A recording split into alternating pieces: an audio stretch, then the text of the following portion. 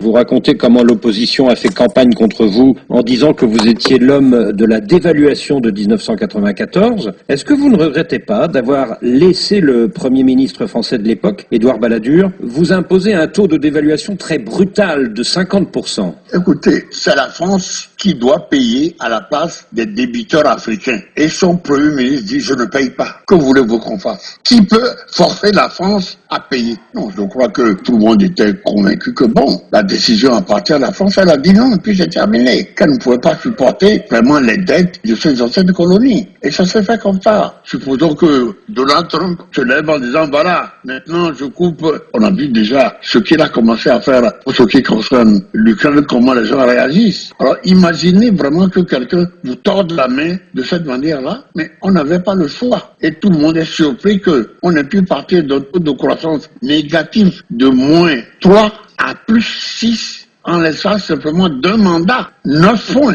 Alors au final, vous écrivez que cette dévaluation de 94, eh bien, elle a profité économiquement aux pays africains. Un remède de cheval aussi fort, vraiment, ça a été utile? Donc c'est-à-dire que ceux qui ont pu survivre, parce que vraiment ça a été violent, bon, mais on a dû s'adapter et trouver nous-mêmes nos propres solutions pour ce qui concerne le coton chez moi. J'ai dit à ce moment-là, il faut que nous puissions industrialiser l'Afrique. Alors comment remplacer ce franc CFA aujourd'hui? Est-ce qu'il faut une monnaie nationale pour chacun des pays d'Afrique de l'Ouest, par exemple, ou une monnaie commune? Mais oui, mais écoutez, les peuples du Nigeria, les peuples du Bénin, ou bien les peuples du Togo, tout ça, ce sont les mêmes peuples. Pourquoi ce que l'Europe a réalisé au sortir de la guerre, nous on ne pourrait pas le faire également? On doit vraiment créer une monnaie commune, c'est évident. Alors vous écrivez, Monsieur le Président, que 30 ans après votre départ du pouvoir, vos successeurs n'ont pas su tirer profit de l'élan économique et démocratique que vous avez donné à votre pays. Quel est votre principal regret depuis 30 ans? Moi, je crois que c'est parce qu'ils n'ont pas une vision, c'est de bâtir un ensemble de l'Afrique de l'Ouest pour avoir un monde de paix. Et vous écrivez que sur le plan des libertés publiques, la situation au Bénin est devenue irrespirable car plusieurs opposants politiques ont été jetés en prison. À qui pensez-vous? Moi, je n'ai jamais mis quelqu'un en prison. Je n'ai jamais mis des gens en exil. Non, ça n'a pas de sens. Je parle au président Talon. J'ai demandé encore une audience. Je lui dis, écoute, c'est moi, en te soutenant, qui t'ai permis d'être président. Eh bien, je dis que cette année, l'année 2025, tu dois libérer tous les prisonniers politiques. Les Rekia, le professeur Ivo, tous ceux qui sont en prison. Et tu dois permettre à mon fils, Léadi, à qui tu as collé 10 ans. Ça va durer combien de temps? Votre fils qui est en exil, à l'étranger.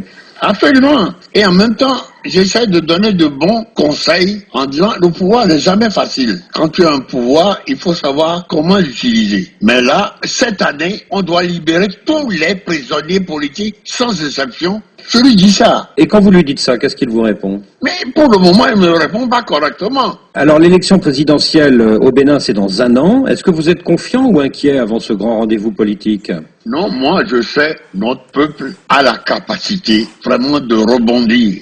D'abord, on aura libéré tous les prisonniers politiques, Rekia Madougou, on aura libéré le Joël Aïvo, tous les exilés seront rentrés et diront au président Talon ce qu'ils pensent de lui, de sa manière de gouverner un pays. Est-ce que vous pensez que le président Talon tiendra parole et quittera le pouvoir dans 1 an? Je suis persuadé que s'il ne le quitte pas, il aura choisi son destin.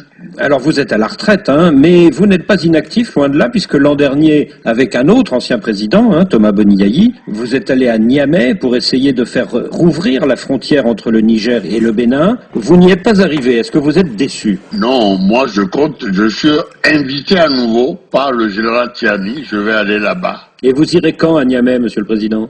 Pour le moment, j'attends que l'ambassadeur ici, on verra comment les choses se passeront. Je vous tiendrai informé.